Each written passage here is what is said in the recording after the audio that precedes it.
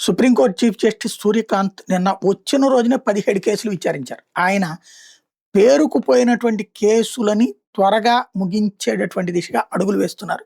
అదొక మంచి పాయింట్.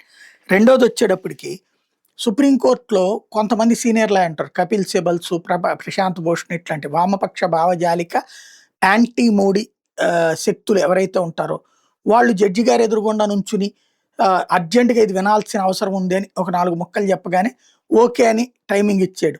10 సార్లు అట్లా ఇచ్చి ఏదో ఒక్కసారి మాత్రం తిరస్కరించినట్టు నాటకం ఆడుతూ వాళ్ళకి పూర్తి స్వేచ్ఛనిస్తూ మిగతా లాయర్లను తొక్కేసేటటువంటి కార్యక్రమం నడుస్తా వచ్చింది. ఇప్పుడు సూర్యకాంత్ జస్టిస్ అయ్యాక ఇది చీఫ్ జస్టిస్ అయ్యాక కీలకమైన అడుగులు వేశారు.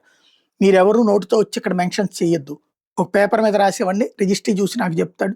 నేను అక్కడ నిర్ణయం తీసుకుంటాను తప్పించి ఇక్కడ వద్దు.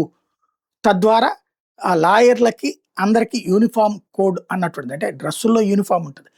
అందరి పట్ల ఒకే విధంగా ప్రవర్తిస్తానన్న సంకేతం ఇచ్చారు. బట్ ఆగనిస్తారా, నడవనిస్తారా? 2 ఏళ్ళు ఉంది ఆయనకి టైం. కాబట్టి బాధ్యతగా వీళ్ళు మారతారా లాయర్లు, ఆయన్నే మారుస్తారా చూడాలి.